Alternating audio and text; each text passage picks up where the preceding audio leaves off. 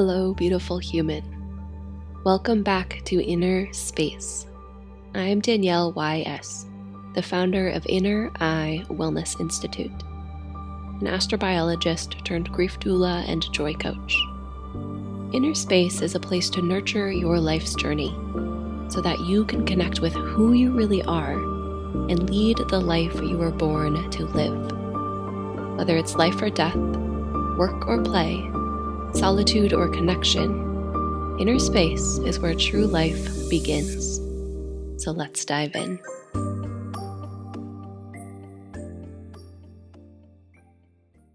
In episode 2, we briefly discussed safe grieving when we were talking about embracing grief and loss as a path to a more fulfilling life. Today, we're diving in a layer deeper into what safe grieving is. We're going to talk about 3 mindful lessons to help ease your journey through grief so you can discover the art of safe grieving. Safe grieving is a trauma-informed approach to navigating grief in a secure way.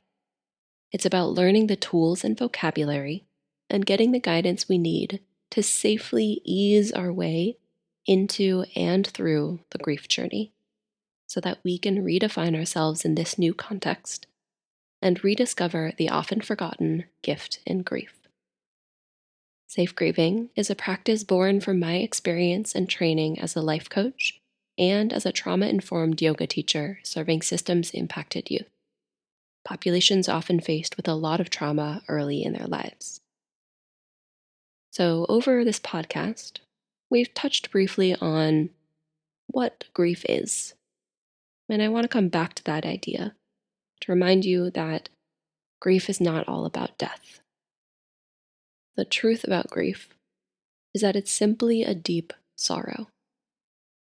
It arises most naturally in the wake of a permanent or seemingly permanent loss, because sorrow is all-consuming as grief that we can feel deep in our bones cannot be accessed often with something that just makes us sad, or something that we might be able to get a redo on. We can grieve any kind of loss. Loss of a job, loss of a relationship, a dream, a loved one. That loss doesn't even have to have happened yet for us to feel grief. Grief is any time that we are sad to our bones. And it's a process. It takes time. It takes truth and courage. And because it's uncomfortable, we instinctually move away from grief because we are programmed to move away from pain. It's a natural response to the pain and discomfort of losing something dear to us. So when the loss is traumatic, unexpected, or results in overwhelm or chaos, our bodies can go into survival mode, making us pull further away from processing the grief. Sure, this can help us survive in the sense that we can keep moving forward with our daily lives, but there's a cost. And oftentimes that cost is a connection to ourselves. You see, when we turn away from grief, either because we feel we're not ready to process it yet, or because it's so overwhelming or feels so overwhelming that our bodies shut down and go into fight or flight mode, we are turning away from a piece of ourselves. And that piece is the part that loves so deeply, so fiercely, that it would, it seems, prefer to die than to live without that love. Most of us just end up numbing the pain, using coping mechanisms and pretending that it either doesn't exist, it isn't so bad, or that we're too strong for it to affect us. But that sadness has to come out eventually. This is why I created the process of safe grieving. Because usually we don't know how to go into grief safely and securely. So we end up numbing, we end up coping, we end up pretending that it doesn't exist, it's not so bad, or that we're too strong for it to affect us. And then, as our losses pile up over time, something breaks open the floodgates. and then we're really deep in trouble. So I want you to take a moment and just think. Think of something that makes you feel sorrow down to your bones. What is it that always makes your throat tighten? Your eyes begin to well up. Maybe it's a movie, a song, a place perhaps you used to go together with someone you once loved, a meal you used to share.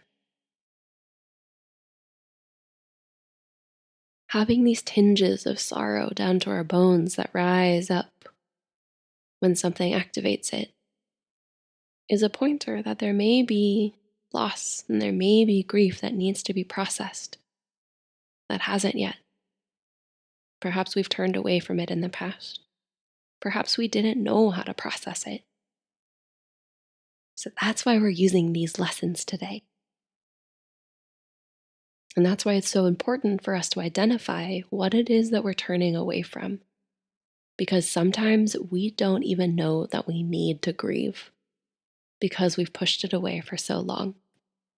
That was the case with me. It took me 22 years to even realize that I needed to grieve. And I only realized because the universe pushed me over the edge. Ask yourself, can you let yourself open up to this thing that makes you feel sorrow down to your bones? Because when you do, you can open even more deeply to that love that you are capable of.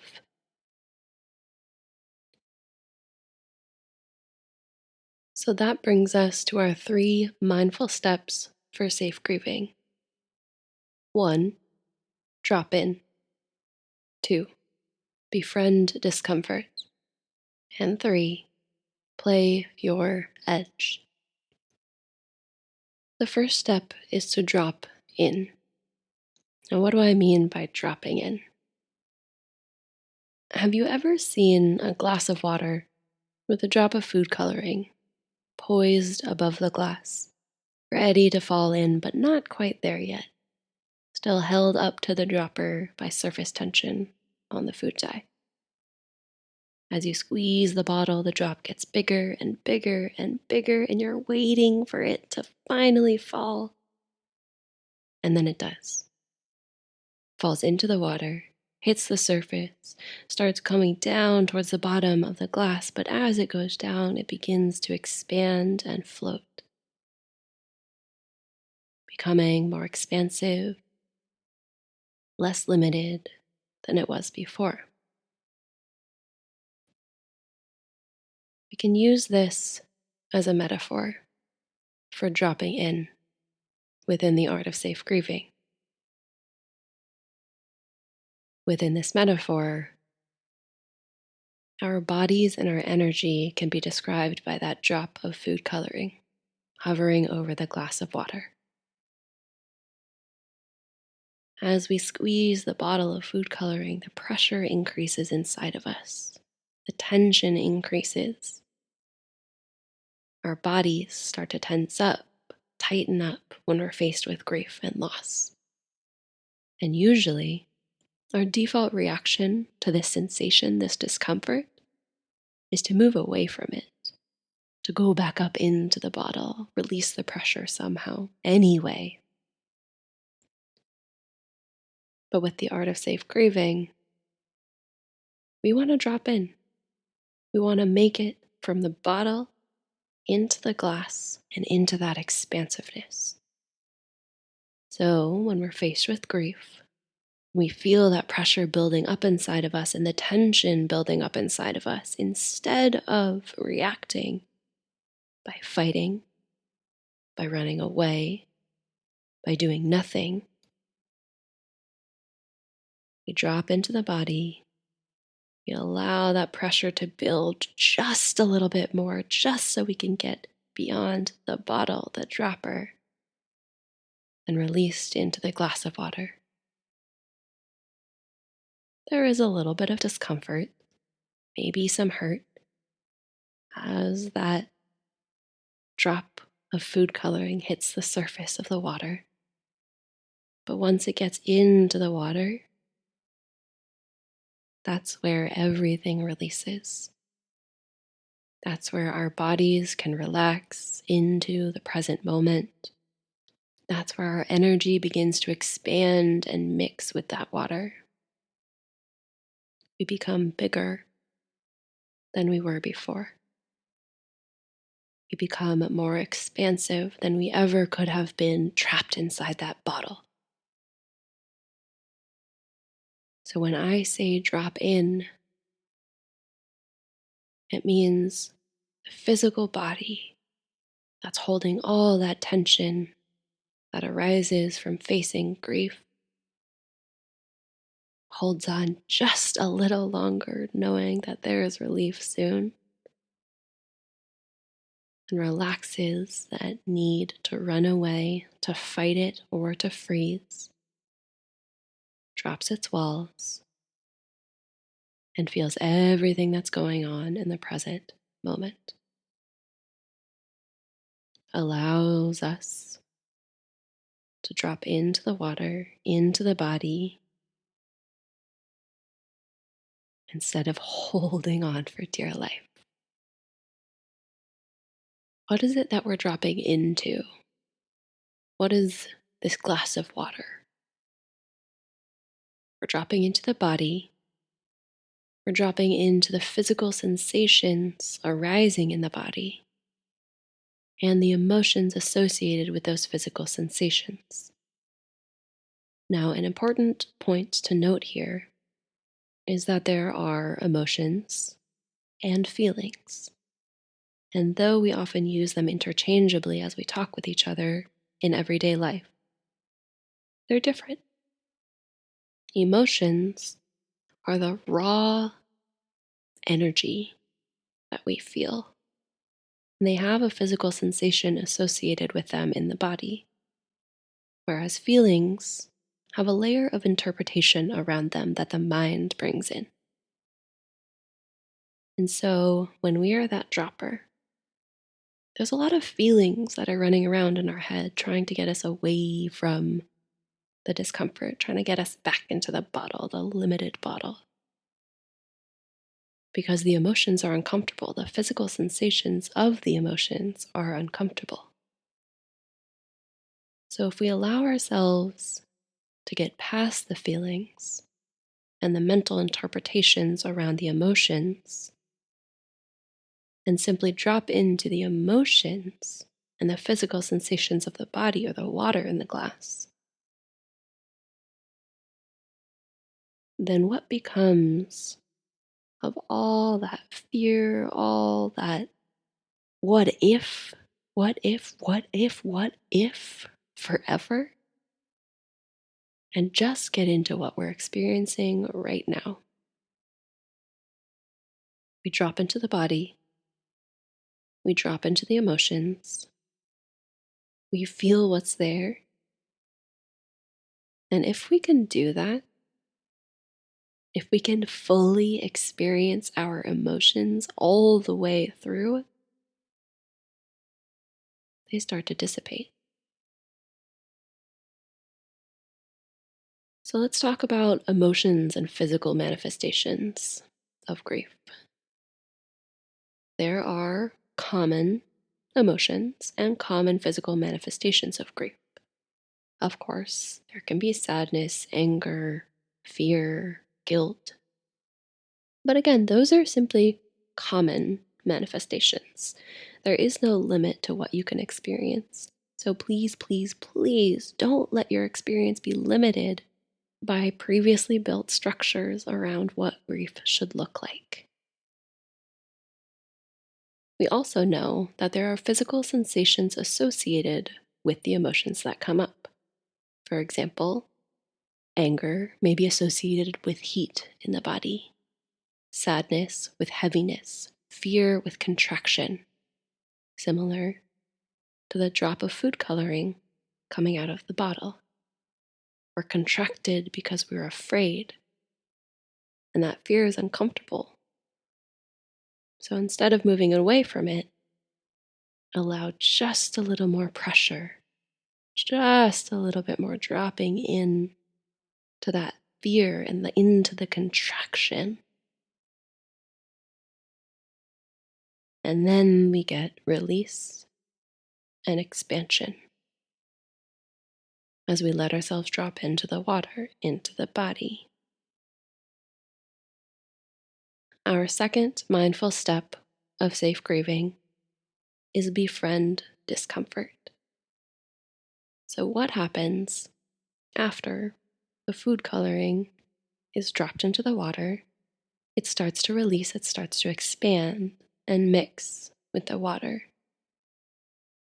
In the metaphor, that's us dropping into the body and the emotions that we're experiencing in the body. We start to mix with them, we start to allow them to be there and us to be with them. What do we do then? We just float around forever? No. If we can fully experience those emotions and the physical sensations that are arising in our bodies, if we can feel them all the way through without judgment, without expectation, without pulling away from them or holding off, the sensation only lasts 90 seconds. I'll say that again. If we can experience the physical sensations of our emotions all the way through, without pulling back, without trying to change them, that discomfort dissipates in 90 seconds. That's from Dr. Jill Bolte Taylor's book, My Stroke of Insight. Think how powerful this is. Think about the last time you experienced discomfort. Maybe it was sadness, maybe it was frustration, anger, fear, annoyance, anything. How long did it last? How long did you let yourself be caught up in the experience of that emotion or of that feeling, which is the interpretation that we put around the emotion?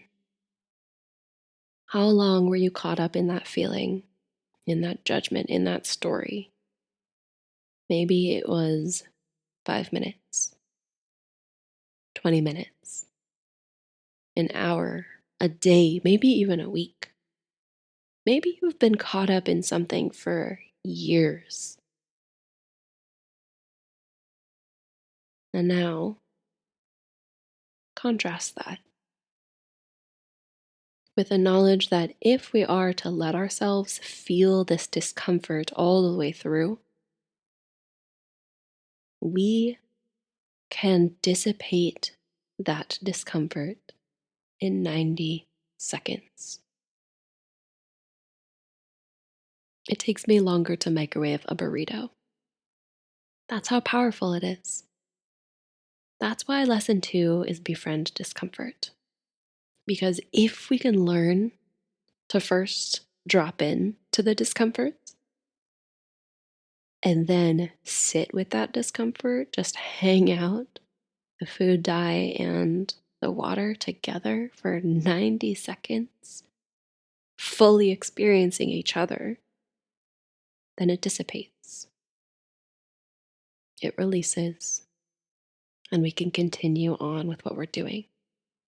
But if, on the other hand, we either don't let ourselves drop into that water, or perhaps we drop into that water and then are so fearful of what's going to happen and so uncomfortable with the discomfort that we don't let ourselves befriend that discomfort, then we have to sit in that muck for way longer than 90 seconds. And we're kind of stuck in awareness hell at that point. We've seen the dropper, we've seen the bottle, we've seen the glass of water, and yet we're still pulling away. That's why it's so critical for us to befriend discomfort, knowing that it's gonna be okay and it's gonna pass in 90 seconds. And when it does, we'll feel lighter, we'll feel more expansive, and we'll have experienced a release. Now, you may be thinking, how in heck do I even begin to befriend discomfort? Or how do I let myself feel a little more pressure so that I can drop in to the body, to the emotions, to the water glass? And I don't even know what playing your edge means. But how do I do that? That's why I created a guidebook for the art of safe grieving to help you get started with these steps. The guidebook contains a summary of these steps, as well as 3 concrete tools to support you moving through each of these steps. If you'd like to download this guidebook, you can head over to innereye.org/getmyguide. Again, that's inner-i.org/get-my-guide. Now, the third step is to play your edge. Now, the edge is an idea that comes from yin yoga, a type of yoga that's very chill, very quiet, very calm. In this type of yoga, our goal is to apply gentle pressure over a period of time. This pressure needs to be enough so that we can actually affect change on the body, but not so much that we're in danger of hurting ourselves. And because we're applying this pressure over time, we never want to go as deep as we would in a more active yoga practice. The general guidance is to find a place in your pose that feels neither neutral nor alarming. And this point is known as the edge. So, how does the edge come into play with safe grieving? In the yin practice, this is generally seen as a physical edge. The point where our body naturally stops generally gives us enough sensation for that sensation to neither be neutral nor alarming. When working with safe grieving, we dive into our emotional edge and begin to learn to play that edge. To think about this, I like to explore the idea of being on the top of a mountain, overlooking a cliff. Our emotional edge is the distance that we are from the edge of the cliff. So imagine you've gotten to the top of this mountain. You've hiked all this way, you've driven this way to see the view. You get out of the car or you get to the top, and you start walking towards the edge. At a certain point, you feel pretty solid. You feel comfortable, you feel safe. As you continue walking, you start to see the view. You feel the wind on your face. It takes your breath away. And you continue walking. You start to slow your steps, getting up closer and closer to the edge. Maybe you accidentally kick a rock off the side. 10 seconds later, you hear it fall and hit the bottom. At what point along this path do you think your emotional edge is? When we're just starting to see the top of the mountain, but you don't see the view yet, you don't feel the wind, that's when we're not quite at the edge. We feel almost too safe. There's no danger, and there's also no excitement, no growth. At the point where we are so close to the edge that we accidentally kick a rock over the edge, and our steps start to slow. Maybe we've gotten too close to the edge, then we're in danger of hurting ourselves, of causing injury, of re traumatizing or triggering something. But in the space in between, the space where we can finally see that view, we can smell the air, we can feel the wind on our face, and it takes our breath away because it's beautiful, it's exciting, maybe a little scary, but not to the point where we feel like something may actually happen to us. That's the emotional edge. And for each person, it's different. We all have our own thresholds. Some of us will walk right up to the edge, sit down, and have lunch there, dangling our feet over the edge. Some of us will say, "Oh, I'll just stay in the car. That feels like enough." So there's no distance away from the edge that marks the edge.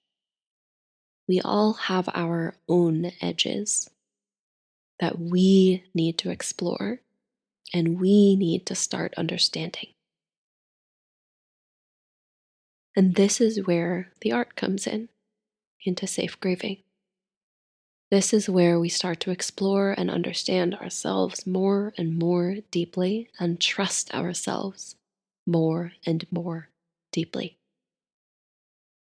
This is where we understand our trauma and we honor our trauma.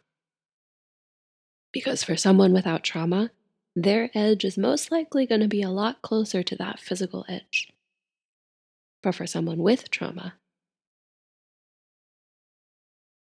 we've already experienced the edge. We may have already experienced being pushed off that edge. And so to get close to that edge again is 1,000 times more dangerous in our minds.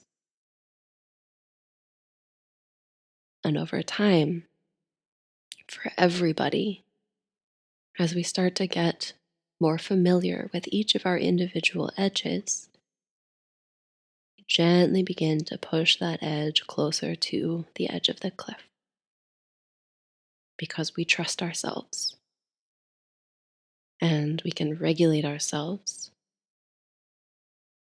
away from the fight or flight mechanism, allowing ourselves to get a little bit more pressure into that drop of food coloring, allowing ourselves to drop into the body at our appropriate edge, so that as we continue doing this, we know exactly what it feels like to get to our edge. We know exactly what it feels like to be uncomfortable because of X, Y, or Z emotions. And we don't have to run away from them. We don't have to fight them. We don't have to freeze in the face of them. We can navigate this whole terrain safely on our own.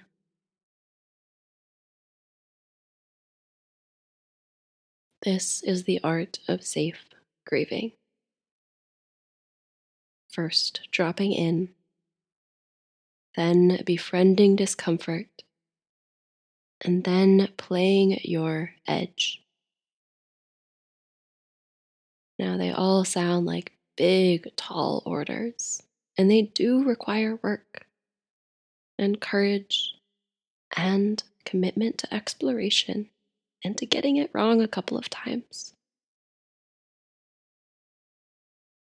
But without them and without putting in the work, then we just remain inside that little bottle forever until someone squirts us out.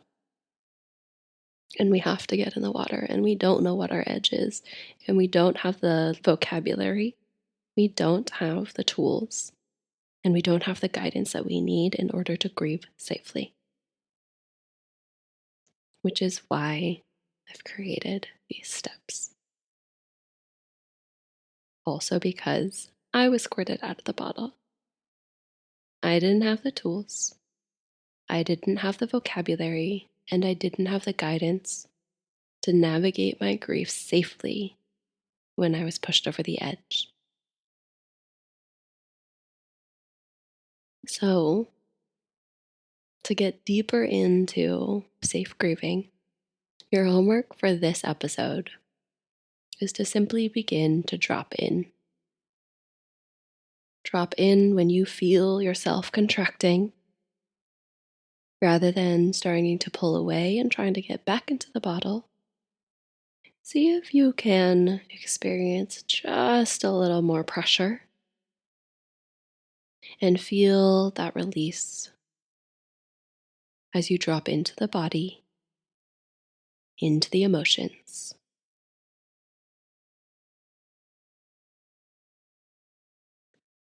And to get deeper into these 3 steps of safe grieving, I've put together a brief guidebook with 3 concrete tools to help you pull all of this together. If you're curious about this and you'd like a copy of the guidebook, just head to innereye.org/getmyguide. Again, that's inner dash the letter I.org/getmyguide. Thank you so much for exploring inner space with me today. I'm Danielle YS, and until next time, keep looking in.